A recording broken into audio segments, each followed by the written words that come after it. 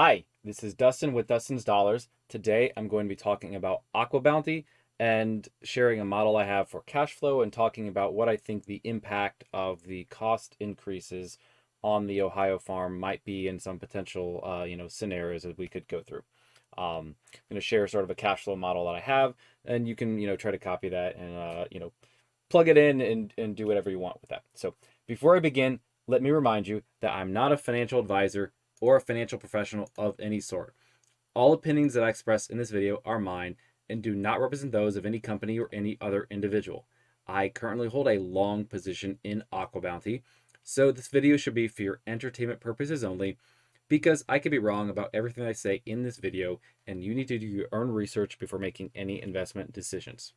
All right, so if you are an investor in AquaBounty or if you've researched the stock, probably you've looked through their investor presentation and seen, scroll through to the salient details for the Ohio farm because that's sort of their near term, meaning next couple of years flagship project that they have. Right? It's going to actually, potentially catapult the company to sort of at least break even, potentially positive, free cash flow.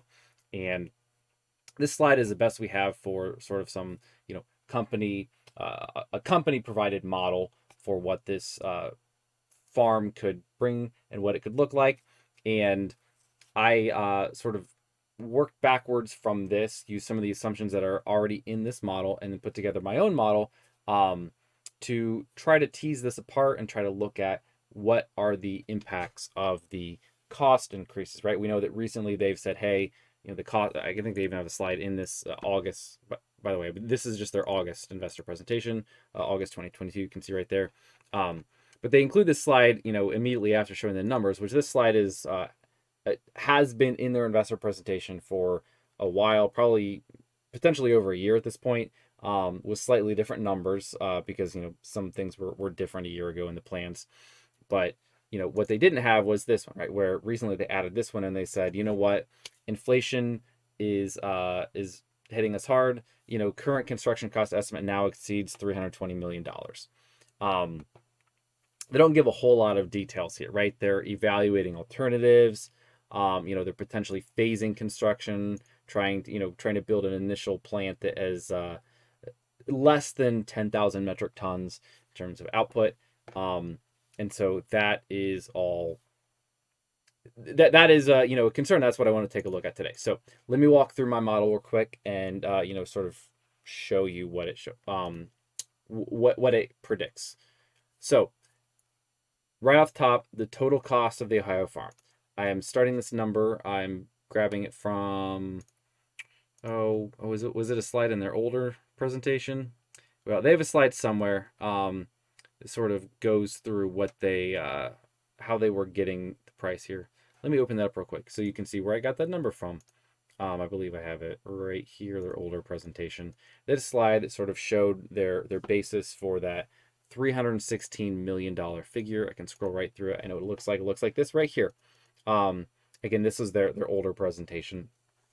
And you can see they have this final cost estimate for the Ohio farm of $316 million. So that's what I was using as my base case that they used also for those numbers here, because that in this presentation where they actually showed us where they derived that number, they have effectively the exact same model over here. Really the only thing that changed is what they believe the annual revenue is going to be on that 10,000 metric tons of output. And basically that changed in the more recent investor presentation, I assume just because of fish prices. And so I am using what they projected here as the actual revenue that they can make from the fish. I have not done enough research to really have a strong opinion that's going to override what the company provides there for a number. And so I'm just going to assume that is a credible number. This, $100 million of revenue on 10,000 metric tons of output from the farm. So but this is where I got the, the base case number, $360 million for the total cost of the Ohio farm. All right. Then I know that they've stated in the past, there was an interview on with, I think, Seeking Alpha on YouTube where the CEO talked for 20 or 30 minutes. You can find that. And she called out there that, hey, we'd kind of like to fund this 50% equity, 50% debt. And I think that, probably makes sense and probably is it kind of matches up with the fact that you see them have a lot of cash on the balance sheet right now that they do intend to put towards this project. And also, in this environment for a company like AquaBounty, I imagine they're probably going to have to put up quite a lot, 50% of their own cash towards the project in order to actually get, solid funding at a reasonable rate for their debt. So I'm assuming that they're going to go the 50% equity. And so then, just divide that up between the cash and the debt that's going to go into actually financing the farm. Just split 50-50 here, but, this is a parameter of the model, 50%. Then we have what is the actual output of the farm, what is the dollars, how much revenue they make per metric ton of output from the farm. And then, multiply those to get the revenue in millions of dollars. And then I split up there. So they have this, if you look at their presentation, right, they say, hey, $100 million of revenue, and they call out 31% operating margin. You can work backwards from there for what they think the operating costs are going to be. And then I made my own assumption here on what their variable versus their fixed costs are, just kind of a simple model here.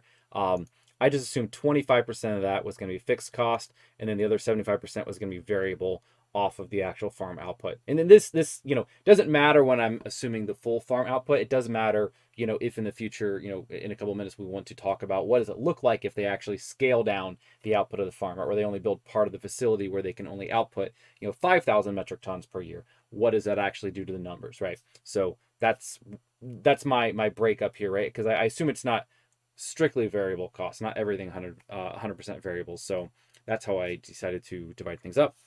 Then, from there, you also have the depreciation, which is going to be obviously based off of the cost of the farm. And so work backwards from this. And it looks like they're just depreciating the farm over sort of a standard period of 25 years, which makes sense. So add those up to get your total operating costs. And then you have your, just by subtraction, simple math, operating income.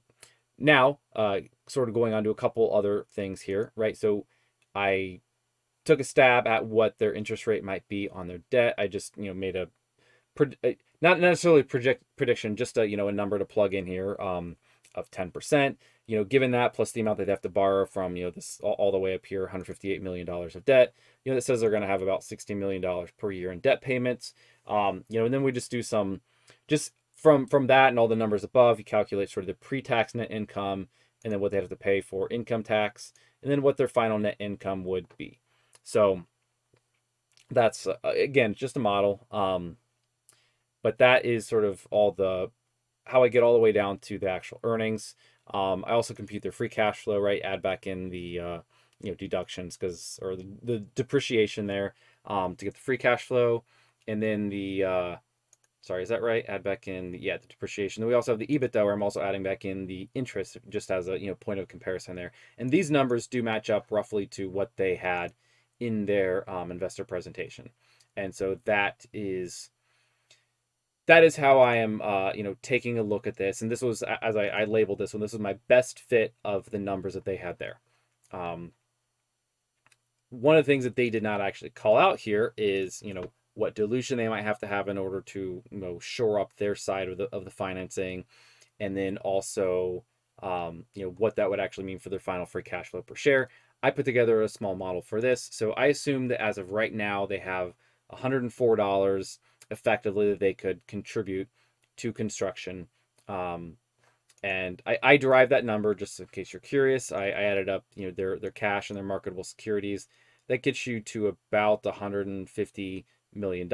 And then I subtracted off, roughly, I did the math of, I think, I just assumed $5 million of cash burn per quarter. Because that's, you look down here and they did burn about they actually burned, $5.5 million here. I'm assuming that things might even get a little better. So maybe I'm not quite as conservative as I could be. This is just napkin math though. So $5 million per quarter. I did that for, I think, 10 quarters, just subtract off $50 million. And, when I actually did the math, it came out to $104 million of cash remaining.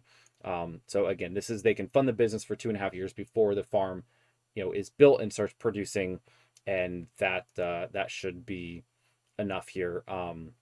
Or it should be in the ballpark of what they're going to have to spend to keep the company running during construction. So that leaves $104 million to actually contribute towards construction from their current balance sheet.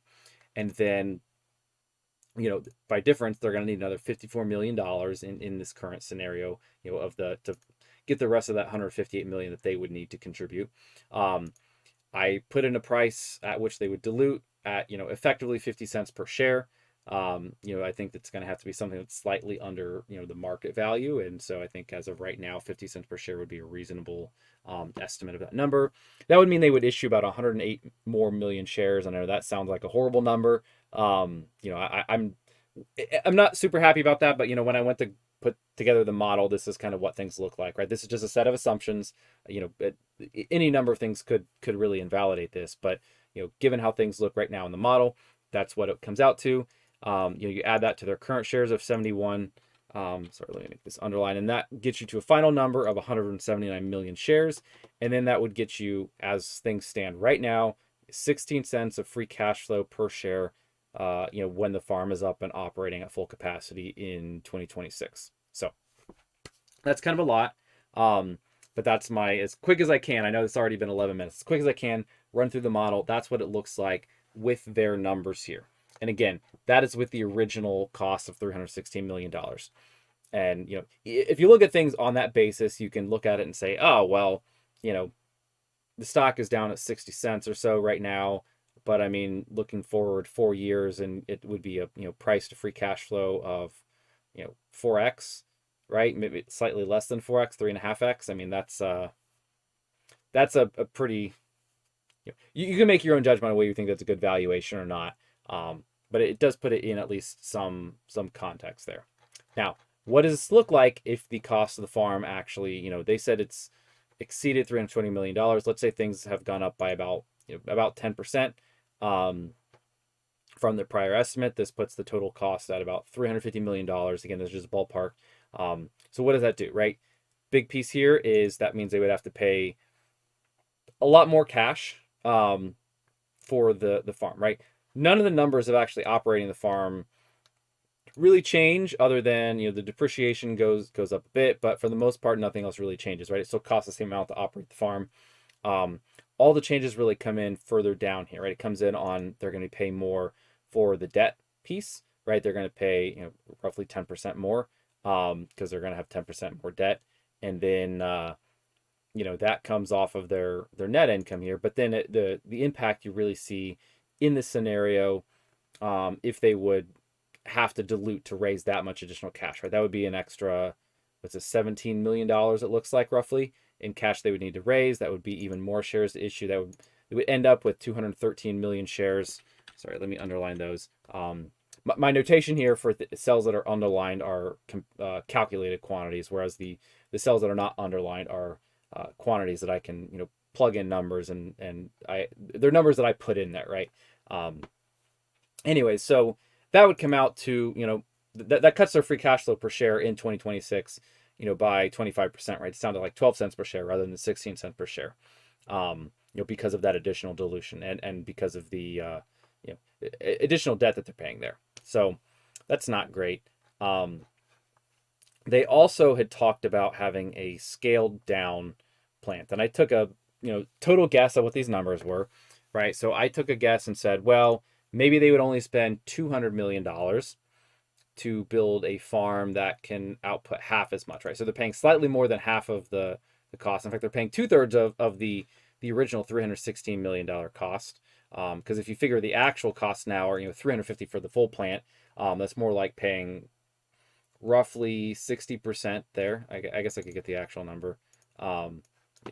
200 over, if you assume the full cost is $350 and they only spent $200, they're getting they're paying 57% of the cost. Assume they're not going to get exactly 57% of the output, right? Because some of this is going to just be, the shell of the building that they're going to build the same size one way or the other, those kinds of things. So let's say that maybe they would get, half the total output of the plant, right? 5,000 metric tons per year.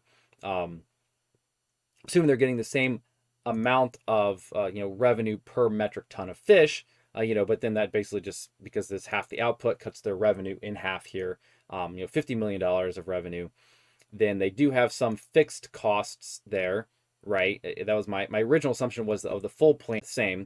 in my model. The variable costs obviously are cut in half, versus the full um, 10,000 metric ton per year plant.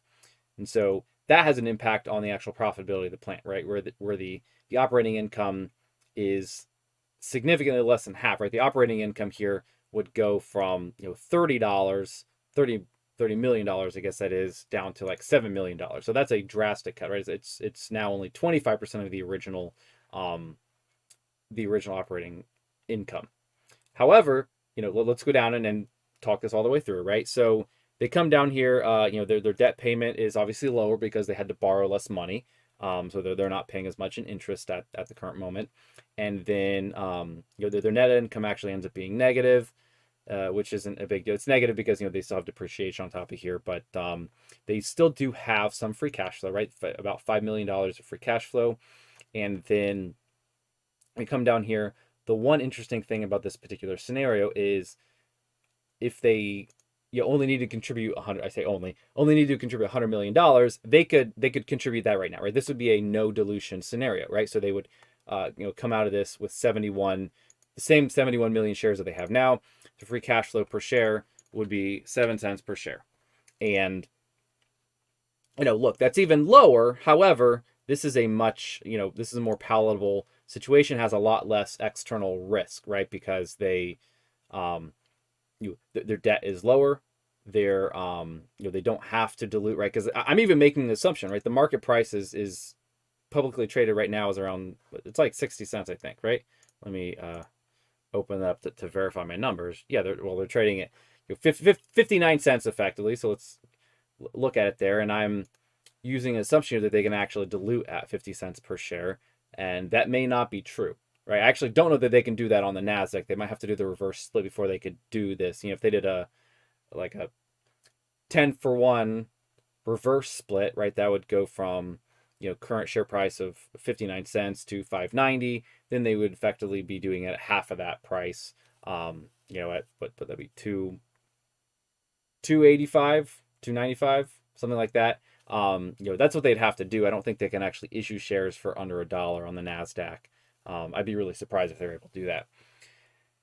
Anyways, that is one scenario here. And again, this scenario gets them, slightly more than half of the free cash flow per share, again, per this model, as they would building the full plant. And so I thought that's interesting that they could do that. And then, they might even be able to get to this point, quicker because it's only half of the plant. And then they could use this sort of as a springboard to, hopefully the shares, hopefully the market cap of the company increases by this point because they've actually got traction, they've got clarity on things, and then they could use that to sort of get better terms for the remainder of the of building the plant, right? To go from that 5,000 up to the full 10,000 metric tons per year.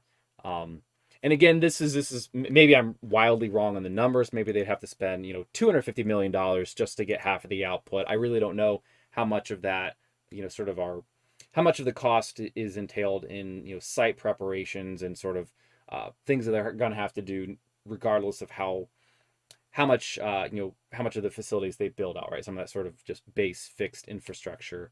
It's hard to say, but I took a stab at it here. So I think that's a lot. If you're still watching, I'd be super. If you're still watching, that probably means you're really interested in AquaBounty, and I'd be super interested to hear in the comments what you think about this. Do you think I got anything wrong in the model, or if you have your own models and how you're looking at these things?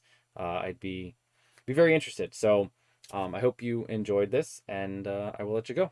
Have a good one. Thanks for watching.